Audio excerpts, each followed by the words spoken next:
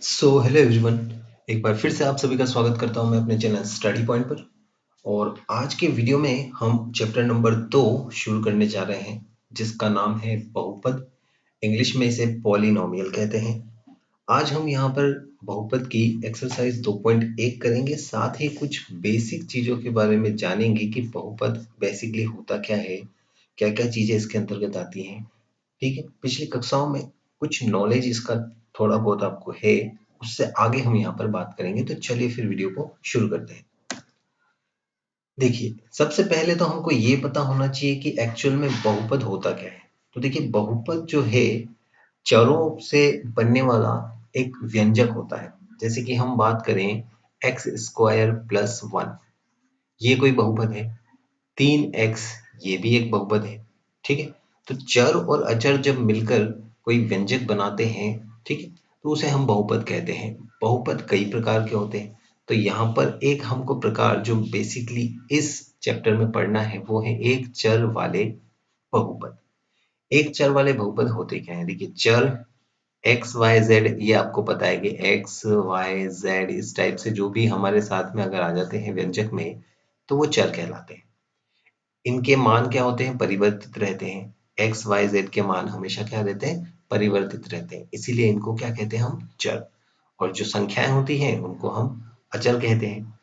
तो बात करें जब एक चर वाले बहुपद की, तो जैसे कि मान लीजिए हम एक उदाहरण लेते हैं कि x square plus 3x plus 2, ये हमने एक व्यंजक लिया।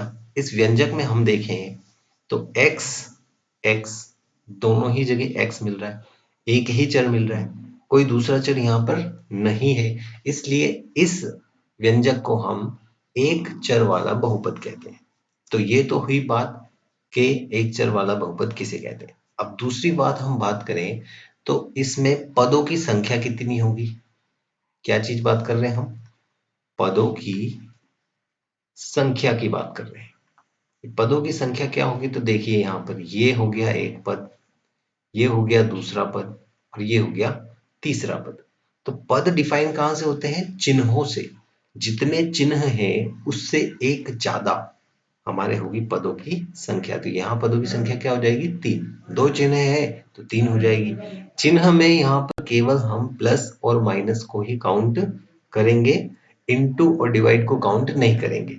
जैसे कि अगर एक एग्जांपल में लूं, एक्स स्क्वायर प्लस एक्स बटा 2, तो यहाँ पर भी दो ही पद है, ये पूरा एक ही पद काउंट होगा और ये एक पद काउंट होगा। तो यहाँ पर हमारे पास में कितने पद हो गए? 2। बात करते हैं अब किसकी? घात की बात करते हैं। बहुपद की घात। बहुपद की घात। अब ये घात क्या होती है? देखिए, बहुपद की घात वही होती है जो उसके किसी भी पद की सबसे अधिकतम घात होगी। हम यहाँ पर बात करें इस बहुपद में, तो सबसे अधिक घात कितनी है? 2। तो इस बहुपद की घात हो जाएगी 2।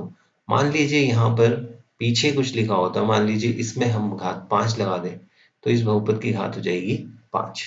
ठीक है, तो बहुपद में अधिकतम जो घात होगी वही उस बहुपद की घात कहलाएगी, एक चर वाली। अब बात करते हैं बहुपद के गुणांक की। गुणांक क्या होता है? तो देखिए, इसका अगर हम संधि विच्छेद करें तो हमको क्या पढ़, गुणा प्लस अंक, गुणांक, गुणा अंक। गुणा में जो अंक होता है उसे हम गुणांक कहते हैं। जैसे कि बात करते हैं इस बहुपद में, इस बहुपद में देखिए एक्स स्क्वायर का गुणांक क्या है? तो एक्स स्क्वायर के गुणा में कौन सा अंक है? यहाँ कोई भी अंक नहीं है तो हम क्या मानेंगे? 1। तो एक्स स्क्वायर का गुणांक क्या है? एक्स स्क्वायर का गुणांक हो जाएगा हमारे पास में 1। फिर बात करते हैं एक्स का गुणांक। एक्स का गुणांक क्या प्राप्त हो रहा है हमको? देखिए यहाँ पर प्लस का 3। तो चिन्ह के सहित हमको चलना है, चिन्ह भी साथ में लेकर चलेंगे। मान लीजिए यहाँ माइनस होता तो हम गुणांक क्या बोलते? -3 बोलते। तो ये हमको कुछ बेसिक चीजें हैं जो पता होनी चाहिए बहुपद पढ़ने से पहले। तो ये कुछ बेसिक चीजें मैंने आपके साथ में डिस्कस करी, इनको आप याद रखिएगा। अब देखिए, यहाँ पर जितने भी पद होते हैं उस हिसाब से इनको उतने पद वाला बहुपद कहते हैं। जैसे कि किसी इस बहुपद में एक ही पद है तो ये एक पदीय हो गया, एक पदीय बहुपद हो गया। यहाँ दो पद हैं तो ये द्विपदीय बहुपद हो गया। तो देखिए यहाँ पर संख्या कैसे चलेगी, संख्या हिंदी वाला जो शब्द है वो यूज करेंगे हम, एक द्वि त्रि चतुर्थ पंचम, और पीछे क्या लगा देंगे, पदीय। तो एक पदीय, द्विपदीय, त्रिपदीय। और वैसे देखा जाए तो नॉर्मली द्विपद से आगे हम बहुपदी बोल देते हैं। ठीक है, ये कितना पदी हो जाएगा, त्रिपदीय हो जाएगा ये। तो ये आपको याद रखना है, एक नंबर के सवाल में कभी ये पूछा जा सकता है, तो ये हम जवाब इस तरीके से दे सकते हैं। चलिए अब शुरू करते हैं हम हमारी प्रश्नावली 2.1। सबसे पहला सवाल क्या दिया है, निम्नलिखित व्यंजकों में कौन कौन एक चर में बहुपद है। पहला तो हमको ये बताना है कि कौन कौन एक चर में बहुपद है। अगर जहां दो चर आ गए वहां पर फिर वो दो चर वाला बहुपद, तीन चर वाला बहुपद कहलाएगा। फिर दूसरी बात बतानी है कौन कौन नहीं है, कारण के साथ अपना उत्तर दीजिए। तो देखिए सबसे पहला सवाल हमारे पास में है 4x² माइनस का 3x प्लस का 7। तो सबसे पहले तो यहाँ पता पड़ रहा है कि यह एक चर में बहुपद है। ठीक है, कौन से चर में है तो हम यहाँ पर वो भी लिख देते हैं। यहाँ पर हम पूरा ही इस प्रकार से लिखते हैं इसको, यह व्यंजक x चर में बहुपद है। x चर में बहुपद है क्योंकि यहाँ पर केवल और केवल एक ही चर है x, इसके अलावा कोई चर नहीं है, तो ये एक चर वाला बहुपद हो गया। बात करते हैं कि ये बहुपद क्यों है। तो देखिए यहाँ पर जो भी हमारा चर है उसकी घात, हमेशा याद रखना है, चर की घात कभी भी ऋणात्मक नहीं हो सकती, यानी कि माइनस में नहीं हो सकती, और भिन्न में नहीं हो सकती, बटा में नहीं हो सकती। ठीक है, ये याद रखेंगे, हमेशा धनात्मक पूर्णांक होना चाहिए। क्या होना चाहिए, धनात्मक पूर्णांक होना चाहिए, पूर्ण अंक भी होना चाहिए, ऐसे भिन्न में नहीं चलेगा, वही बहुपद कहलाएगा, बहुपद है। दूसरा देखते हैं सवाल, यह व्यंजक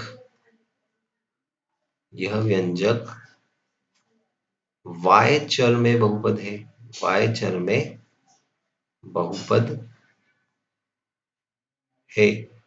ये भी बहुपद है, क्यों है बहुपद, क्योंकि यहाँ पर भी देखिए घात कितनी है, 2 है, बटा में नहीं है ना ही माइनस में है। बात करते हैं तीसरे सवाल की, 3√t प्लस t√2। यहाँ तो सही है, कोई दिक्कत नहीं, चर पर घात प्लस में है और घात कितनी है, एक पूर्णांक में। लेकिन यहाँ पर जो अंडर रूट लगा हुआ है, अंडर रूट को हम क्या बोलते हैं, घात 1/2। तो ये व्यंजक इस प्रकार से लिखा जाएगा, t की घात 1/2 प्लस t√2। चूंकि यहाँ पर घात क्या आ गई है, चूंकि t की घात धनात्मक पूर्णांक नहीं है, यहाँ हम लिखेंगे क्या, धनात्मक पूर्णांक नहीं है, इसलिए यह व्यंजक बहुपद भी नहीं होगा। यह व्यंजक क्या नहीं होगा, बहुपद नहीं है। ठीक है, ये हमको किस प्रकार से पता पड़ा, क्योंकि यहाँ पर घात जो है पूर्णांक नहीं है, यहाँ घात भिन्न में प्राप्त हो रही है हमको। बात करते हैं चौथे सवाल की, तो यहाँ पर भी हमको देखिए y प्लस 2 इंटू, अब ये जो y है बटा में है, इसको अगर मैं ऊपर लेता हूं तो ये इस प्रकार से लिखा जाएगा, y की घात -1। अब चूंकि यहाँ घात -1 आ गई तो सेम चीज यहाँ पर लिखी जाएगी कि जो हमने यहाँ पर लिखा है ऊपर, बस चेंज क्या हो जाएगा, y आ जाएगा।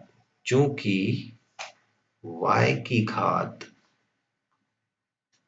धनात्मक पूर्णांक नहीं है, धनात्मक भी होनी चाहिए और पूर्णांक भी होनी चाहिए, ये भी याद रखना है आपको। धनात्मक पूर्णांक नहीं है, इसलिए यह व्यंजक भी क्या नहीं होगा, बहुपद नहीं है। अगला देखते हैं तो पांचवा क्वेश्चन हमारे सामने यहाँ पर है कि x की घात 10 प्लस y की घात 3 प्लस t की घात 50। यहाँ तो एक चर ही नहीं है, तो ये एक चर वाला बहुपद नहीं है, तो हम यहाँ पर लिख देते हैं कि यह व्यंजक एक चर वाला बहुपद, हमको एक चर ही पूछा था, तो एक चर वाला या एक चर में बहुपद नहीं है। ये हमको याद रखना है कि हमारे पास में सवाल में जो पूछा गया है वैसा ही हमको आंसर देना है। यहाँ पर चर कितने हैं, 3 है, इसलिए एक चर वाला बहुपद नहीं कहलाएगा ये। तो इस तरीके से ये पहला सवाल आपको आई होप कि समझ में आ गया होगा। चलते हैं क्वेश्चन नंबर 2 की तरफ। क्वेश्चन नंबर 2 हमारे सामने क्या दिया हुआ है कि निम्नलिखित में से प्रत्येक में एक्स स्क्वायर का गुणांक लिखिए। एक्स स्क्वायर का गुणांक लिखना है केवल, ठीक है। गुणांक क्या होता है मैं आपको समझा चुका हूं पहले ही। तो एक्स स्क्वायर में गुणांक लिखना, बाकी किसी का गुणांक नहीं देखना है हमको, सिर्फ और सिर्फ किसका देखेंगे, एक्स स्क्वायर का। तो पहला सवाल है 2 plus x square plus x. यहां पर आंसर क्या होगा हमारा, 2 plus x square plus x में एक्स स्क्वायर का गुणांक, गुणांक क्या है यहाँ पर देखिए, प्लस है और यहाँ कुछ नहीं है, इसका मतलब कि 1 है, तो प्लस का 1 हमारा होगा आंसर, ठीक है। चलते हैं दूसरे क्वेश्चन की तरफ। तो 2 minus x square plus x की घात 3, तो यहाँ पर सॉल्यूशन क्या होगा इसका, 2 minus x square plus x cube में एक्स स्क्वायर का गुणांक क्या होगा। तो गुणांक देखिए, यहाँ पर भी संख्या कोई नहीं है लेकिन चिन्ह माइनस का है, तो क्या हो जाएगा, माइनस का 1, ये हमारा हो जाएगा आंसर। जब संख्या नहीं होगी तो हम उसको क्या मानेंगे, 1 मानेंगे। चलिए अगला चलते हैं, क्वेश्चन नंबर 3। क्वेश्चन नंबर 3 क्या है, पाई बटा 2 एक्स स्क्वायर प्लस एक्स। तो यहाँ पर क्या हो जाएगा हमारा आंसर, पाई बटा 2 एक्स स्क्वायर प्लस एक्स में एक्स स्क्वायर का गुणांक, गुणांक क्या होगा, पाई बटा 2, जो गुणा में है बस वही लिखना है हमको, तो सिंपल सा हमारा क्या हो जाएगा ये आंसर। अगला question number 4, root 2x minus 1। अब देखिए यहाँ पर तो एक्स स्क्वायर ही नहीं है, तो क्या हम 0 इंटू एक्स स्क्वायर नहीं लिख सकते हैं क्या, 0 इंटू एक्स स्क्वायर लिखेंगे तो एक्स स्क्वायर 0 हो जाएगा ना गुणा होके, तो वही चीज यहाँ पर है, एक्स स्क्वायर नहीं है, जो पद पूछा हो वो नहीं हो तो उसका गुणांक क्या होगा, हमेशा 0 होगा। तो यहाँ हम क्या लिखेंगे, रूट 2x माइनस 1 में एक्स स्क्वायर का गुणांक, ऐसा कभी नहीं लिखना है कि गुणांक ही नहीं है या एक्स स्क्वायर वाला पद नहीं है, गुणांक क्या होगा, हमेशा 0 होगा जब वो पद नहीं होगा, तो गुणांक क्या है, 0, और ये हमारा हो जाएगा इस सवाल के लिए आंसर। आई होप कि आपको ये समझ में आया होगा। बस सीधा सा आपको ये ध्यान रखना है कि जो भी हमको चर पूछे उसका गुणा में कौन सा अंक है और साथ में चिन्ह भी ध्यान देना है। क्वेश्चन नंबर 3 बहुत ही सरल सा क्वेश्चन हमसे पूछा है यहाँ पर कि 35 घात के एक द्विपद का और 100 घात के एक पदी का एक एक उदाहरण दीजिए। अब यहाँ पर आंसर चेंज भी हो सकते हैं, जिसकी मर्जी जो वैसा आंसर वो दे सकता है। पहला पूछा है कि घात कितनी होनी चाहिए, 35, क्या होना चाहिए, द्विपद। तो आंसर क्या लिखेंगे हम कि देखिए 35 घात का द्विपद होगा। अब ये हमारे मर्जी से हम लिख सकते हैं कि घात 35 बनानी है और पद 2 लेने हैं, तो मैं लिख देता हूँ x की घात 35 प्लस में ले लेता हूँ मैं 1, तो ये हो गया द्विपद। और x की घात भी कितनी है? 35 है। द्विपद है, 2 पद है यहाँ पर और अधिकतम घात कितनी है? 35। तो ये हो जाएगा पहले सवाल का आंसर। दूसरा क्या बोला है? 100 घात का एक पदी। 100 घात का एक पदीय क्या होगा? एक पदी,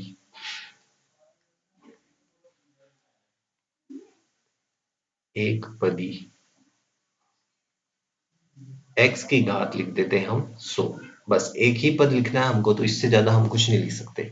x की घात 100, y की घात 100, t की घात 100, z की घात 100, कुछ भी हम लिखें वही यहाँ पर आंसर हो जाएगा। एक एक उदाहरण बोला था तो हमने एक एक उदाहरण यहाँ पर दे दिया है और ये हो जाएगा दूसरा आंसर इस सवाल नंबर 3 का। आगे चले क्वेश्चन नंबर 4 की बात करते हैं। तो यहाँ पर सवाल नंबर 4 दिया है, निम्नलिखित बहुपदों में से प्रत्येक बहुपद की घात लिखिए। अब यहाँ पर घात लिखनी है और घात के लिए मैं बता चुका हूं कि अधिकतम जो घात होगी वही इस बहुपद की घात कहलाएगी। तो सबसे पहले हम देखते हैं पहला क्वेश्चन कि यहाँ पर देखिए 5x की घात 3 प्लस 4x की घात 2 प्लस 7x। देखिए एक चर में ही बहुपद है x में, तो यहाँ हम क्या लिखेंगे आंसर? 5x की घात 3 प्लस 4x की घात 2 प्लस 7x बहुपद, 7x जो हमारा बहुपद है, बहुपद की घात होगी। और इसकी घात क्या होगी? देखिए अधिकतम घात क्या है? 3 है, तो यहाँ पर हम आंसर में क्या लिख देंगे? 3 लिख देंगे। तो यही है इस बहुपद की क्या हो जाएगी? घात हो जाएगी। अगला देखते हैं हम क्वेश्चन नंबर 2। तो क्वेश्चन नंबर 2 में यहाँ पर हमको दिया है 4 माइनस वाई की घात 2। अब 4 माइनस वाई की घात 2, यहाँ पर ये तो अचर पद हो गया, ये चर पद है। चर पद में यहाँ पर घात के लिए हम चिन्ह नहीं देखते हैं कि आगे माइनस लगाए प्लस लगाए, यहाँ पर केवल हम घात देखते हैं। तो यहाँ पर बहुपद की घात क्या हो जाएगी? बहुपद की घात होगी, और क्या होगी घात? अधिकतम घात इसकी 2 है, तो यहाँ पूरे व्यंजक की या पूरे बहुपद की घात भी 2 हो जाएगी। चलते हैं अगले क्वेश्चन की तरफ। क्वेश्चन नंबर 3 में दिया है 5t माइनस अंडर रूट 7। देखिए यहाँ पर अंडर रूट 7 देखकर आप ये नहीं कहेंगे ये तो व्यंजक नहीं है, क्योंकि यहाँ पर संख्या के ऊपर रूट लगा है, चर हमारा स्वतंत्र है। चर के ऊपर अगर रूट लगा हो या घात 1/2 माइनस में हो, तब हम कहेंगे कि वो व्यंजक नहीं है। तो यहाँ पर क्या लिखेंगे हम? 5t माइनस अंडर रूट 7, ये जो बहुपद है, इस बहुपद की घात क्या होगी? चूंकि t के ऊपर कोई भी घात नहीं लिखी है, इसलिए घात क्या होगी? अधिकतम 1। ठीक है, जब कभी कोई घात नहीं है तो एक घात तो होगी ही। और बात करते हैं क्वेश्चन नंबर 4 की। तो 4 में केवल लिखा है 3, ये भी एक तरीके से एक बहुपद ही है, क्योंकि यहाँ पर हम कोई भी चर लिखें x और उसकी घात लगा दे 0, और किसी भी संख्या की या चर की घात 0 हो उसका मतलब क्या होता है? 1 होता है, ऐसा हम पढ़ चुके हैं पहले। तो वही यहाँ पर लॉजिक काम में आएगा। 3 जो है बहुपद की घात होगी, क्या होगी घात? 0 होगी। ठीक है, क्योंकि यहाँ पर चर पद ही नहीं है, चर पद नहीं है इसका मतलब कि उसकी घात 0 होगी, इसलिए वो 1 हो गया। चलिए क्वेश्चन नंबर 5 जो कि लास्ट क्वेश्चन है इस चैप्टर का। बताइए कि निम्नलिखित बहुपदों में कौन कौन बहुपद रेखिक है। यहाँ पर ध्यान देना है हमको कि रेखिक बहुपद क्या होता है।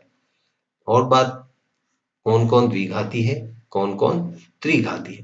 देखिए रेखिक बहुपद हम उसे कहते हैं जिसकी अधिकतम घात 1 हो। द्विघाती बहुपद हम उसे कहते हैं जिसकी अधिकतम घात 2 हो। और त्रिघाती बहुपद हम उसे कहते हैं जिसकी अधिकतम घात कितनी हो? 3। बस हमको ये ही चेक करना है कि कौन एक पदी है, सॉरी कौन रेखिक कौन द्विघाती और कौन त्रिघाती बहुपद है। तो सबसे पहला देखें, इसकी अधिकतम घात कितनी है, 2। तो हम यहाँ पर लिख देंगे एक्स स्क्वायर प्लस एक्स एक द्विघाती बहुपद है, द्विघाती बहुपद है। बात करते हैं दूसरा क्वेश्चन की।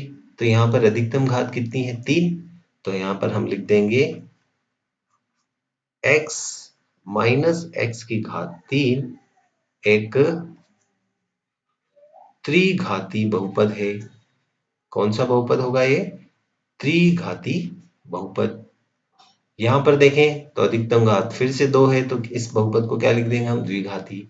यहाँ बात करें, देखिए यहाँ पर घात नहीं है कुछ भी, तो हम चौथे सवाल के लिए क्या लिखेंगे, 1 प्लस एक्स एक कौन सा बहुपद है, रेखिक बहुपद। क्योंकि यहाँ पर अधिकतम घात कितनी है, 1, और एक घात वाले बहुपद को हम रेखिक बहुपद भी कहते हैं। जो पांचवा जो सवाल है वहां पर भी घात 1 ही है, तो ये भी एक पद रेखिक हो जाएगा।